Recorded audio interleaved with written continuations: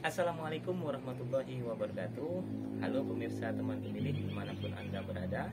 Berjumpa lagi dengan kami KPU Kabupaten Muaro Jambi dalam Diari Sikopi edisi Ramadan, Dialog Demokrasi KPU Kabupaten Muaro Jambi. Nah teman pemilih, sekarang saya sedang berada di Musola Al-Mahir namanya. Nah, kebetulan musola ini berada di belakang kantor KPU Kabupaten Muaro Jambi. Nah, kantor KPU Kabupaten Muaro Jambi sendiri berada di satu komplek dengan perkantoran pemerintahan daerah Kabupaten Muaro Jambi, tepatnya di Bukit Cinto Kenang. Oke, untuk edisi kali ini, kalau kemarin kita sudah ngobrol-ngobrol dengan Ketua Divisi Hukum dan Pengawasan Bapak Edison SEME, sekarang kita akan ngobrol dengan Bapak Ketua Divisi Teknis Penyelenggara di KPU Kabupaten Muaro Jambi, yaitu Bapak Supriyadi SPDI. Tadi beliau sudah janji mau ketemu di ruangan beliau setelah sholat. Yuk kita ketemu dengan beliau.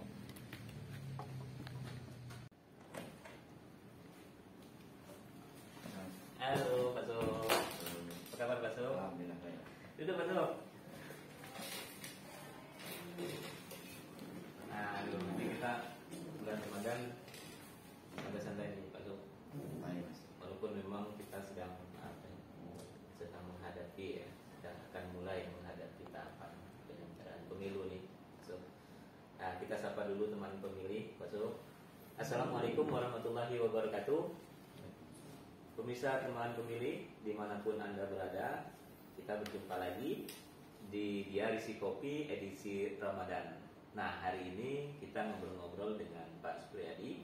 Kebetulan Pak Supriyadi ini adalah Ketua Divisi Teknis Penyelenggara di KPU Kabupaten Muaro Jambi. Nah, tentunya ruangannya memang sama dengan saya di sub bagian teknis KPU Kabupaten Muaro Jambi. Kita ngobrol-ngobrol yuk. Pak Su, ini bulan Ramadan, kegiatannya kira-kira apa saja Pak Su? Ya, pertama tentu kita selaku umat Muslim ketika masuk bulan suci Ramadan kita melaksanakan ibadah puasa siang harinya, kemudian di malam-malam harinya kita menghidupkan qiyamul lail, sama seperti masyarakat Muslim di daerah manapun mungkin kita melaksanakan sholat isya tarawih berjamaah di masjid atau musola masing-masing, kemudian tadarus Al-Quran baik dari masjid maupun di rumah. Khusus saya pribadi selama bulan Ramadan ini kebetulan kita masih tetap eksis ke kantor. Aktivitas rutinnya ya ke kantor pada siang hari walaupun dalam kondisi berpuasa. Kemudian di malam harinya tetap melaksanakan ibadah sholat tarawih di masjid di dekat rumah di Desa Genting Dalam di Kecamatan Taman Bajo, tepatnya Masjid Bagus Salam. Sekarang juga dapat tugas tambahan dari masyarakat, dari warga, jadi imam. Jadi imam tarawih itu memang sebetulnya menimba pahala. Jadi bulan Ramadan ini memang bulannya kita berlomba untuk mengumpulkan pahala untuk akhirat nanti ya Pak Sugan. Ya. Nah ini walaupun bulan puasa kan kita tetap beraktivitas nih Pak Su. Mulai dari Pak Komisioner sampai sekretariat kita terus tetap bekerja. Nah sehubungan dengan akan dihadapinya kegiatan penyelenggaraan pemilu di tahun 2024 nanti nih Pak Su, tentu sebelum puasa kemarin bahkan sampai bulan puasa kemarin dimulai kita sudah terus melakukan pertemuan, mengikuti semacam Zoom meeting, live streaming dan lain sebagainya. Terkait kegiatan teknis ini Pak Su, apa kira-kira yang perkembangan terkini yang bisa disampaikan kepada pemirsa teman pemilih di Kabupaten Muaro Jambi ini sebagai informasi terupdate di kegiatan teknisnya? Silakan. Nah, untuk kegiatan teknis sendiri, terutama menghadapi pemilu dan pilkada serentak tahun 2024, tentunya kita di KPU Kabupaten Muaro Jambi masih dalam kondisi mengikuti perkembangan-perkembangan yang akan di-launching oleh KPU RI. Di tahapan-tahapan yang paling dekat dengan kita, terutama di divisi teknis, yang pertama mungkin penataan dapil lah ya, penataan dapil. ada sempat kita beredar bahwa informasi tentang verifikasi partai politik di dalam isu-isu terakhir yang kita dengar, walaupun di tata kelola pemilunya ada divisi teknis, namun karena divisi teknis ini sangat banyak sekali pekerjaannya, itu akan dilimpahkan ke divisi hukum tentang verifikasi parpol dan lain sebagainya, dan dana kampanye. Oh, informasinya akan pindah ke divisi hukum. Tapi kita belum tahu, masih menunggu. Tapi kita siap saja, walaupun verifikasi partai politik yang mungkin dalam draft tahapan itu, kalau kita lihat berada di bulan Agustus, kita siap-siap saja. Walaupun sekarang masih di bulan April, kita tentunya masih melihat regulasi-regulasi yang bakal disiapkan oleh KPU RI. Namun sejauh ini kita masih tetap berpedoman kepada pemilu 2019, berkenaan dengan seluruh kegiatan pungut hitung dan lain sebagainya, tentunya masih memakai regulasi yang lama di 2019. Namun adaptasi Sirekap mungkin ini yang perlu kita persiapkan betul-betul. Kita sudah punya pengalaman banyak di Pilkada 2020 bagaimana menggunakan Sirekap, baik tentang persiapan, pelaksanaan sampai ke evaluasi Sirekap. Alhamdulillah kita sudah banyak pengalaman. Nah, untuk penerapan di pemilu ini yang belum kita bisa terlibat langsung. Selama ini kita baru melihat mengikuti secara daring, baik simulasi yang diadakan oleh KPU RI di beberapa provinsi tentang Sirekap pemilu 2024 ini. Secara substansi sih sama, namun mungkin ada beberapa fitur yang mungkin ada perubahan, ada update, menyesuaikan dengan kondisi pemilu dengan pilkada yang tentunya peserta pemilunya jauh lebih banyak dibandingkan dengan pilkada. Itulah mungkin yang harus kita siapkan. Namun secara substansinya Sirekap insya Allah di Kabupaten Muaro Jambi siap kita laksanakan, apapun baik itu pemilu maupun untuk pilkada. Oke, berarti memang Sirekap ini bakal juga dipersiapkan untuk pilkada serentak ya. Cuman mungkin apakah aplikasinya satu, apakah nanti dibedakan, kita juga belum tahu ya, masih menunggu. Tapi memang secara penggunaan masih sama, masih pakai foto, masih kirim gambar seperti itu. Yang jelas kalau dari fitur mungkin masih sama. Ini yang berbeda jauh itu dengan pemilu 2019 dengan menggunakan situng, yang mana dalam proses situng ini scan itu ada di KPU Kabupaten Muaro Jambi, di KPU Kabupaten, sedangkan di Sirekap ini scanner atau pemotoan hasil itu ada di TPS. Jadi lebih duluan dokumennya masuk ke tabulasi data Sirekap tentunya. Ini lebih mempercepat, lebih mempermudah.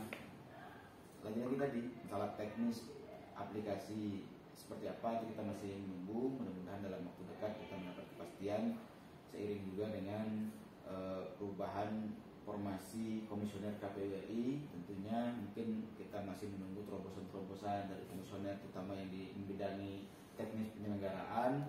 Kira-kira apa yang harus dilakukan, terutama terhadap kita yang di kabupaten ini, yang tentunya menjadi leading sektor terdepan, yang berhadapan langsung dengan petugas KPPS yang melaksanakan foto, kemudian pengiriman daripada Sirekap itu sendiri. Mudah-mudahan secepat mungkin kita akan mendapatkan itu, supaya persiapan 2024 ini pemilunya benar-benar matang sesuai dengan yang diharapkan. Nah itu pemirsa, teman pemilih sekalian dimanapun Anda berada, itu tadi Pak Sub sudah bercerita cukup panjang ya terkait dengan penggunaan Sirekap. Nah, Sirekap ini memang baru digunakan pada pemilihan gubernur 2020 yang kemarin ya Pak Sub ya, dan di pemilu 2019 belum digunakan, masih menggunakan situng.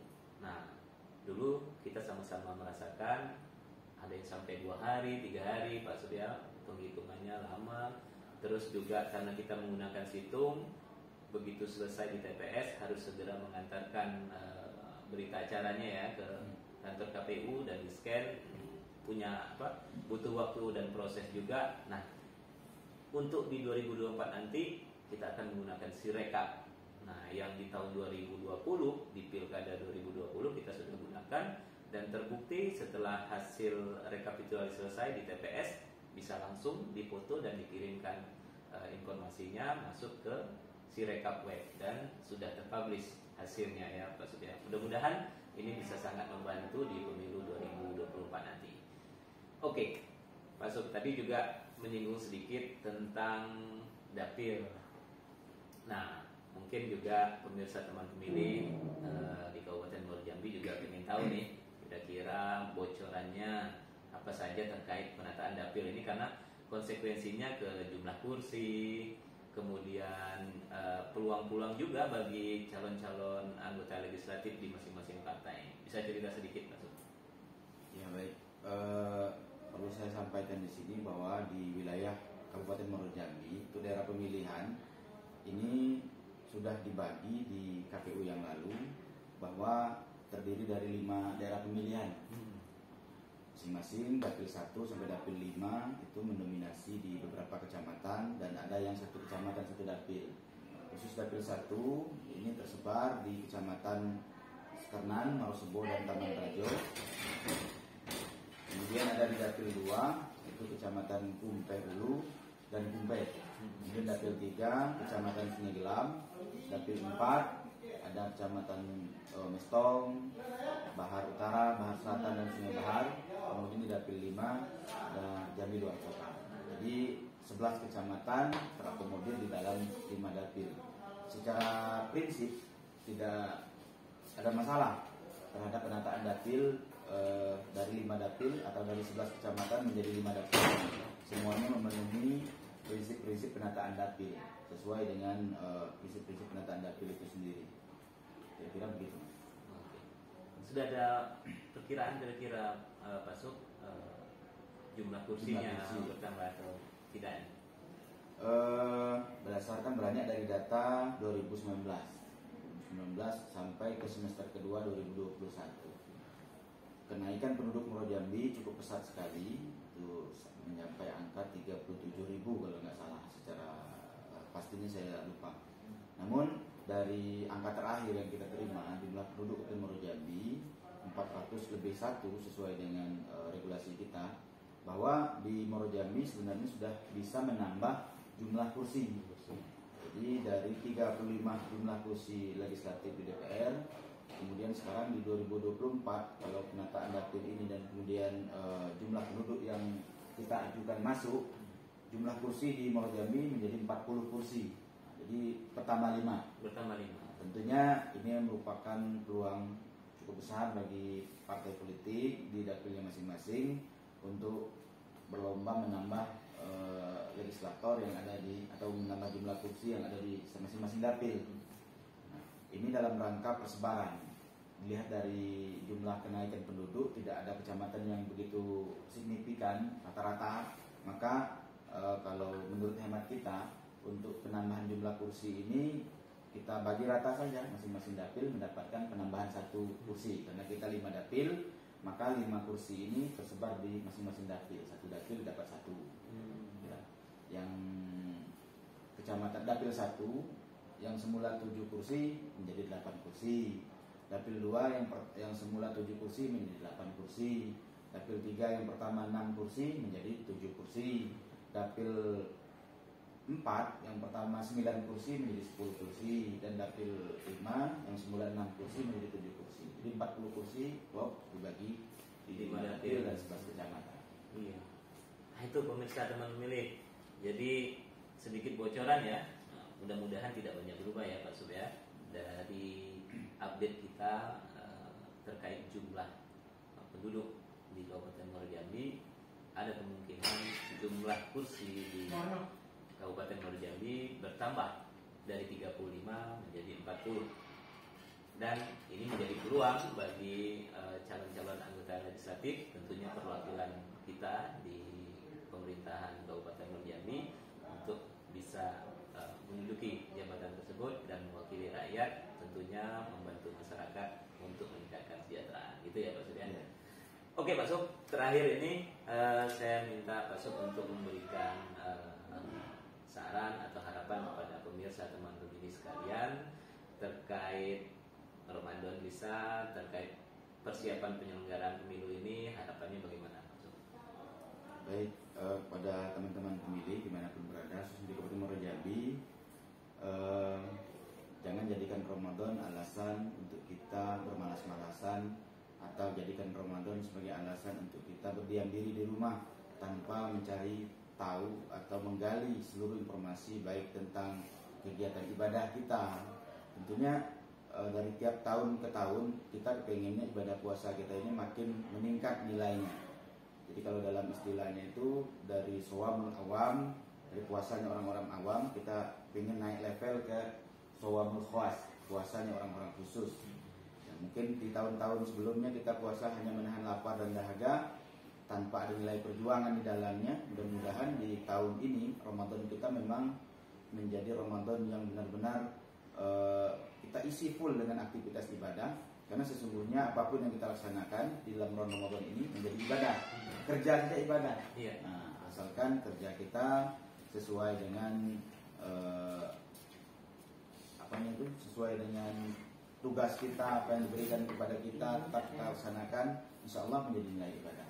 Di samping yang ikhlas, dan kemudian yang terakhir, mari sama-sama kita song-song pemilu 2024 dengan terus mencari dan mengupdate informasi segala hal yang berkenaan dengan baik tentang data pemilih, baik tentang informasi tentang kepemiluan yang lainnya, terutama tentang kalau kita di divisi teknis tentunya kegiatan-kegiatan teknis yang tentunya akan bermuara kepada pungut hitung dan rekapitulasi yang ada di TPS nanti tentunya di tahun 2024. Namun demi suksesinya itu setahun atau 2 tahun ke belakang kita sudah mulai bersiap demi untuk suksesnya 2024 tersebut. Ya, terima kasih nih Pak Sub untuk ngobrol-ngobrol kita hari ini. Kebetulan sekali tadi saya sudah memang menjadwalkan hari ini pengen ketemu Pak Sub. Rupanya Pak Sub sudah keluar dari ruang kerja. Nah itu pemirsa teman pemilih, ngobrol-ngobrol kita dengan Pak Supriyadi, SPDI terkait kegiatan harian ya, kegiatan rutin beliau di bulan Ramadan dan tentunya persiapan pemilu di tahun 2024. Mari teman pemilih terus aktif mencari informasi terkait kegiatan penyelenggaraan pemilu di tahun 2024, dan kami pun sebagai penyelenggara terus bersiap diri menata baik keuangan, pengetahuan, kami membaca kembali dan mempelajari kembali, update informasi seluruhnya untuk suksesnya penyelenggaraan pemilu tahun 2024. Mudah-mudahan pemilunya lancar dan kita mendapatkan pemimpin yang amanah. Sampai jumpa lagi, terima kasih. Wassalamualaikum warahmatullahi wabarakatuh. Waalaikumsalam warahmatullahi wabarakatuh. Terima kasih Pak.